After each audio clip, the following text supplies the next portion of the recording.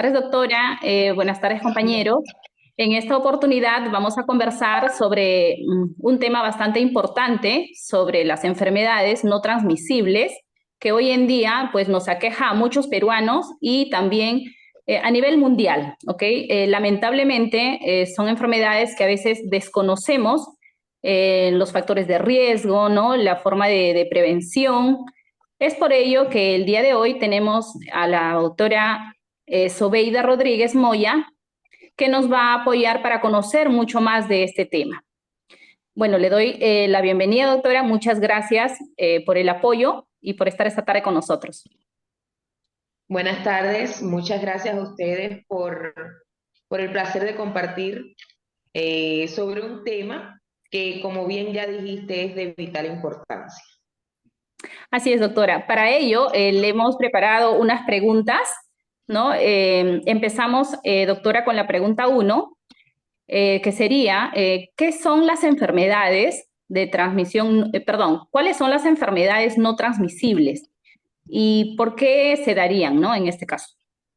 Bueno, has hecho 3 preguntas en una.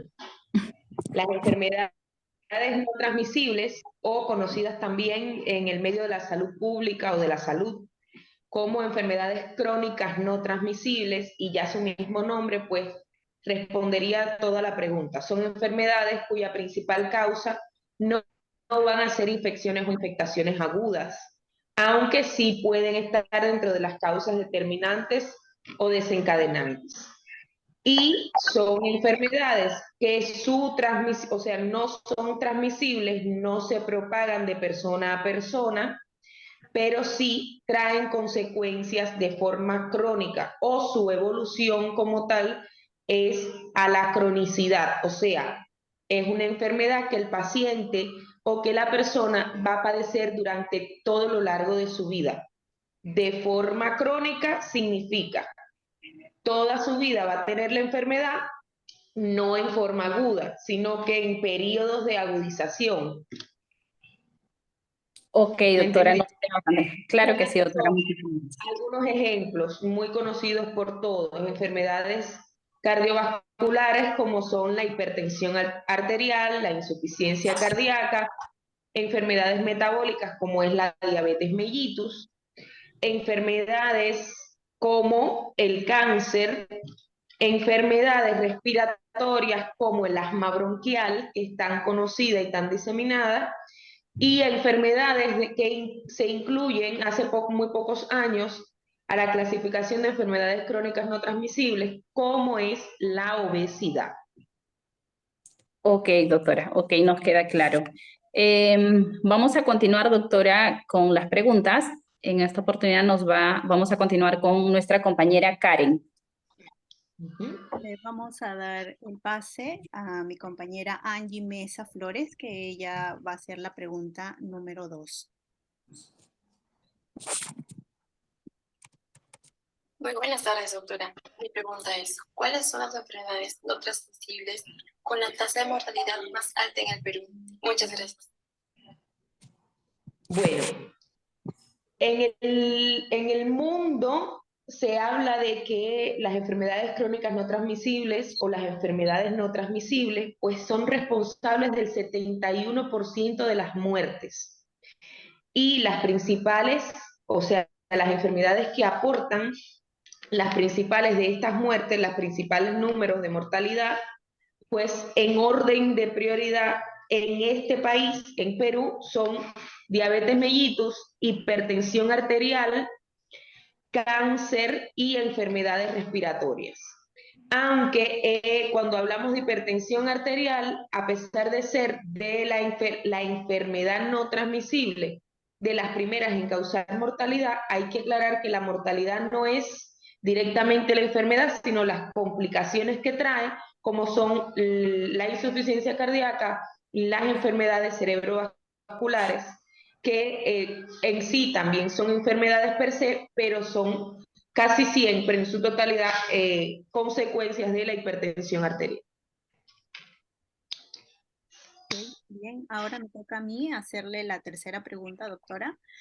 ¿Cuál es el rango de edad que se presentan las enfermedades no transmisibles? A ver, las enfermedades no transmisibles no tienen un rango de edad específico. Estamos hablando de un abanico de enfermedades muy grande con un comportamiento cada una totalmente diferente. No obstante, en general, se observa que las enfermedades no transmisibles aparecen principalmente a partir de los 30 años. De hecho, en el rango de edad de 30 a 59 años, pues la causa de muerte prematura, por no ser la edad de mortalidad de la sociedad en Perú y en el mundo, pues son las enfermedades crónicas no transmisibles. Entonces, entre los 30 y los 40 años sería un rango de edad bastante general para todas las enfermedades no transmisibles, teniendo en cuenta que son muy diversas y multifactoriales. Ok. Bueno, ahora le voy a dar el pase a mi compañero, a Giancarlo Mesa Costupa. Él va a ser el encargado de hacer la pregunta número 4.